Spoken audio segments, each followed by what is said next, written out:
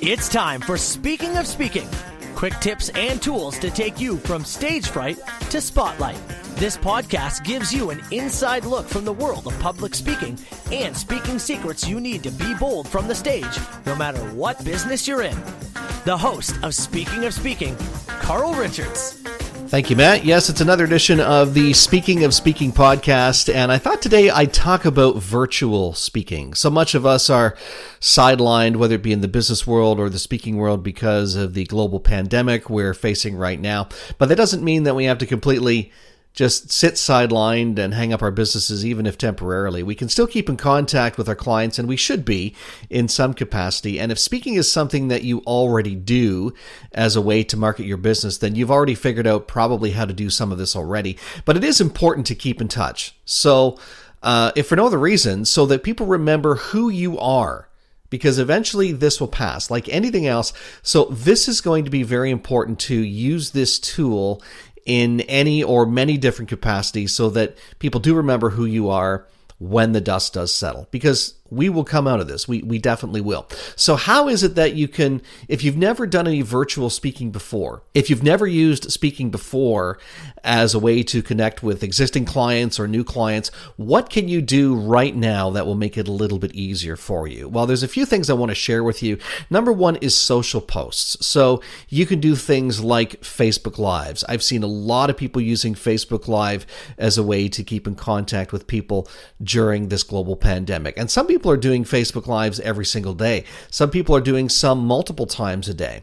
Certainly a great platform to be able to do that. To springboard from that, if you use LinkedIn a lot, you can do LinkedIn videos. Now, LinkedIn videos tend to be a little bit different than Facebook Live videos, but you can still use LinkedIn as a platform to keep in contact or even connect with people who are looking for your services.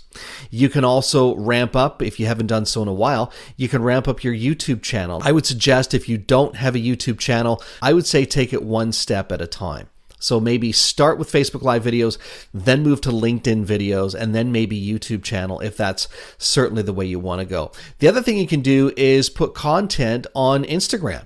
There are many different ways you can use Instagram. You can do Insta stories. You can have watch parties. There's so many different things you can do with Instagram. I see a lot of musicians using Instagram. I see people using Instagram to promote their businesses and their services that are still operational, even in the middle of this global pandemic where a lot of things are shut down. People are using Instagram as a tool to connect with people and also showcase how they're still providing services to their various communities. So social posts for sure, Facebook, LinkedIn, YouTube, Instagram, certainly great ways to do that. And don't forget the Twitterverse as well. A lot of people are still using Twitter, so don't be afraid to share things through Twitter as well. The other thing you could do that I've seen a lot of as well is a lot of people are using Zoom for not only conferencing, but also for webinars or sharing free content and also offering support. When we go through times like this, it's good to not only connect with people, but let them know that you're thinking about them and that if they need your help,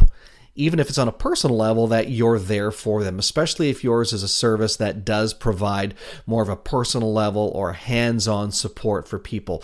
I know there are a lot of chiropractors and physiotherapists or even bone practitioners who are using this as a way to keep in contact with people, to let them know that yes, there are things they can do in the comforts of their own home if they are self-isolating or if they're quarantined for any length of time, that yes, there are things they can do on the couch or at their home gym as opposed to going to a workout facility. So webinars, free content, and support, great way to do that as well.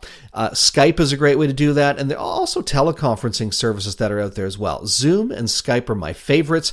Zoom being my first choice because you can record that content and share it. I think you can do it with Skype as well. I prefer Zoom. I know Zoom has had to beef up their security because some of the scam and spam that's come across their platform, but it's still a fantastic way to keep in contact with people. And you never know from that free content, especially if it's a webinar or some type of support that you're offering, you never know how many people you're going to connect with that could become paying clients down the line, and maybe even sooner than you think. The other thing that a lot of people I know have considered doing, because so many people have downtime, is they've thought of starting a podcast. Podcasts are fantastic. I have a podcast. I have 36 episodes that I'm so happy that I'm still doing a podcast. That's how you're listening to this right now.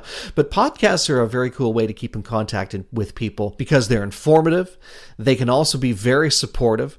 The other thing too, that they're value-based. So if you do have some products and services that you are still offering in the midst of this global pandemic, you can share that with people on a podcast. If you've never done a podcast, my suggestion would be to reach out to somebody who has done one to find out how to set one up. As a matter of fact, I am offering a service right now for people who have not done a podcast, and I'll be putting a webinar together very shortly, which shows people a step-by-step how to launch a podcast for next to no money. So if budget restraints are something that have really ramped up because of this global pandemic, then certainly, you can find out resources, and I'll be sharing that with people, as I said, in the coming days and weeks. How do you launch a podcast for next to $0? So there's some services out there to do that.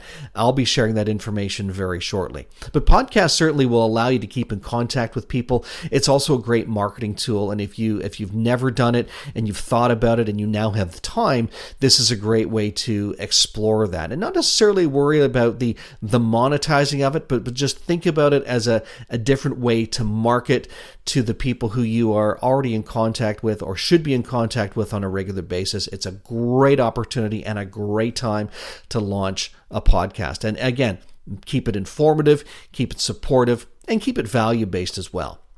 We will come out of this, but in the meantime, if you're looking to do some speaking and you want to look at virtual platforms, social posts, Facebook, LinkedIn, YouTube, Instagram, all ways to do that. Hosting webinars through Zoom and Skype. And if you'd like to launch a podcast, why not consider that as well?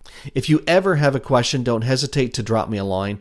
It's askcarl@carlspeaks.ca. And as I said, keep tuned because I will be sharing information shortly of how you can get your podcast up and running for next to $0. Until next time, it's Carl Richards. Get out there and own the virtual platform. Thanks for listening to the Speaking of Speaking podcast. Fired up about something you heard today? Want to learn more?